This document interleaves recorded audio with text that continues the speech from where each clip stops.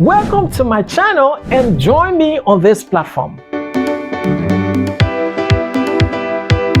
This is the story of a young man struggling to survive and had nothing. This man came from a very poor background. In fact, his entire family lineage was poor. When he was a little boy, his family could hardly afford to pay his tuition, which we call school fees, to go to school. That was a generation problem. His entire generation was programmed like that, came out of poverty. Now I tell you this, where you come from doesn't determine who you are. Who you are is determined by your ability to recognize your power or the power in you to exercise it to the fullest until you see results. But God's favor has always been upon this young man, and this poverty continued for a while until one day God touched the heart of the principal of the local school in the community to award this young man a scholarship to go to school, and every other thing was underwritten by the principal. All he needed to do was just to go to school and learn, and then he started the journey. But this young man in a community always understood that there is a God that could make things happen, and so he often prayed and seek God's direction. Now the principal said to the family that the scholarship was awarded to help liberate the family out of poverty. Now this young man never gave up.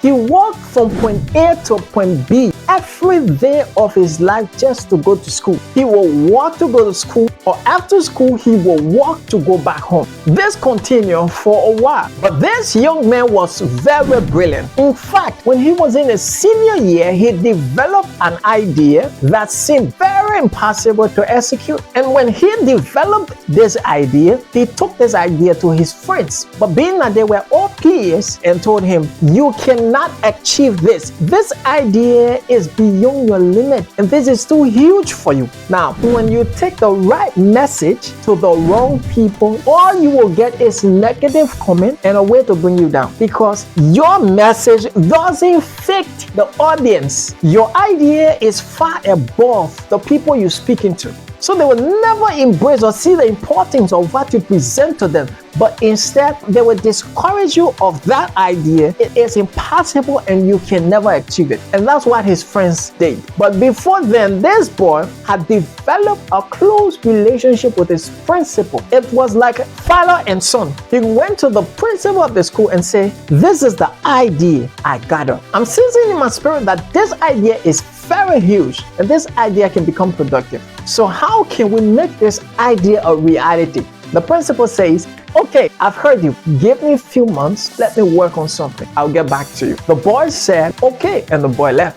Now, after some months, the principal called the young man. He said, "Let's have a talk. I figured out how we can run this vision with the right people. Are you now ready to work?" The boy says, "Yes, I'm ready to work." Then they started working. In no time, the vision boomed into something very huge, and they became the wealthiest people in the community and in the country. And because of his idea, he broke the siege of poverty over his family lineage. He became the well-known talk-about person in his time, and his family became wealthier. And because of him, his family name was known. Now, here's the moral lesson within the story. Number one, whatever the challenges might be, never forget God. No matter what family you come from, whether from a rich family or from a poor background, God is the source of your dependency. Never forget God. Number two,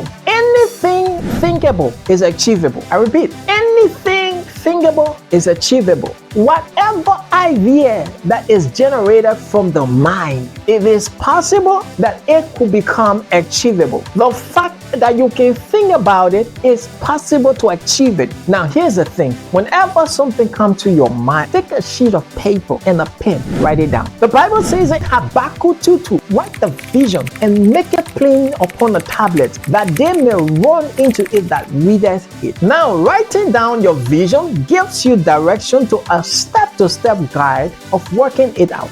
Number three, the right people. Now, you need the right people. Success is a collective teamwork.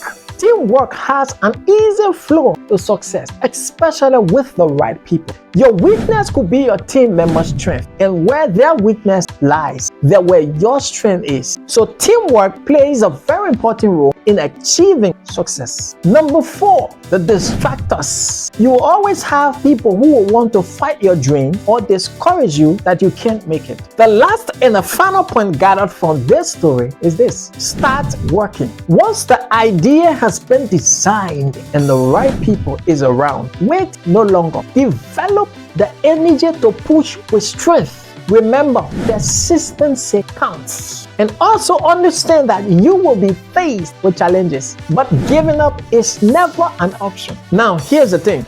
After the idea has been formed, the success of it lies in your work. Please subscribe to my YouTube channel, like this video, click on the notification bell that you can never miss an upload. Also share this video to your family and your friends. God bless you. Shalom. Peace be unto you.